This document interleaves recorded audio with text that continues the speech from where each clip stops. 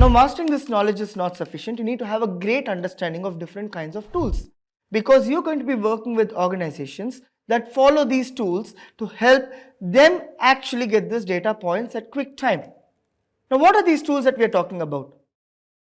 Now, these tools could be accounting tools, tools like Tally, tools like Zoho Books for smaller organizations, for startups, or for bigger organizations which require comprehensive accounting solutions, which could be actually using tools like Oracle or SAP.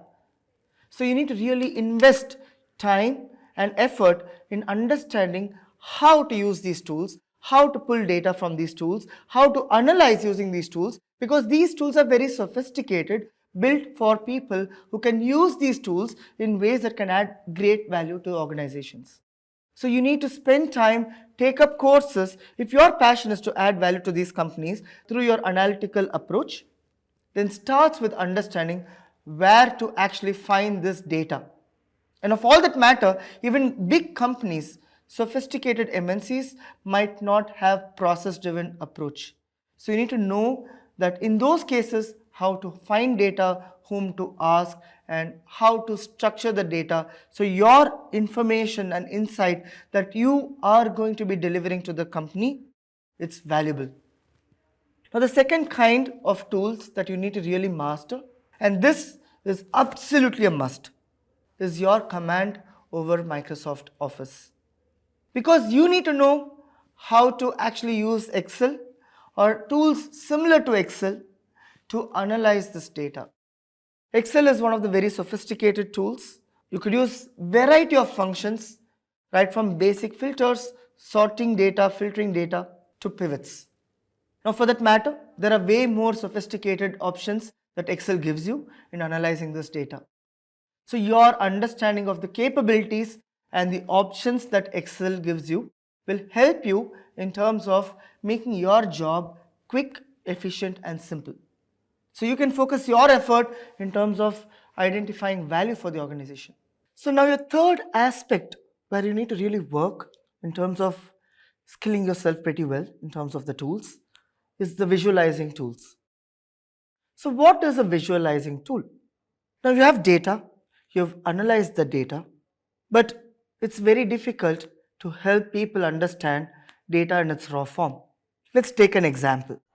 Let's say I tell you guys the profitability of this particular company was 8% in 2015, 12% in 2016, 14% in 2017, 6% in 2018, and 2019-20 was a loss. 2021 was a profit of 5%, and 2022 till now it's actually a profitability of 13%.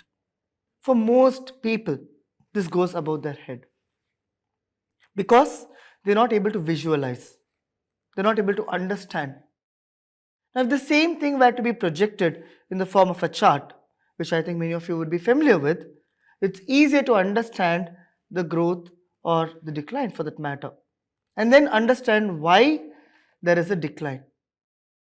Now, with Excel, some of you may know that there's a very powerful tool which helps in creating these charts.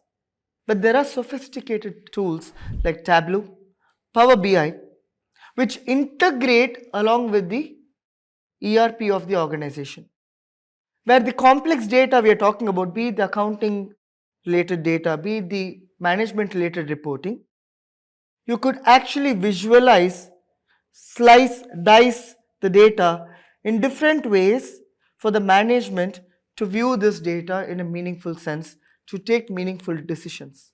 Now, these tools are very sophisticated. Now, you could actually automate the integration between your ERP and these tools, which basically helps in real-time understanding of your organization's performance, of your financial information, or for that matter, any other aspect that you want your management to see and know and understand. This is where your management is really looking forward to know what is going on in the ground reality, to know where to invest the time and where not to know who is the one who's driving the maximum value, and to really see how to take them to the next step. Or for that matter, to even understand which segment they should actually grow or even acquire a different company to quicken their journey of actually adding value to their companies, to quicken their journey of adding value to their clients. So now, understanding the tool set is a very crucial aspect of your journey as a finance professional. We're going to go into the third but the invincible leg of actually being a successful finance professional. So did you guys guess what this third leg is all about? It's about the mindset. Now you can have the skill, you can have the knowledge, of course, drives the skill. You can have the tools to project that knowledge in meaningful ways. But if you don't have the right approach, the right attitude, the right way of looking at things, all this, what we discussed all this while, is useless. So the real question that I have for you guys is, what kind of a mindset a finance professional should have? Did you ever think about it? So let's go rewind back a little bit. Have you seen certain members in your family, in your work life, where they have progressed really fast and you envied them? Or were you one among those members who progressed really fast compared to your peers? Now that is a function of a mindset of an individual.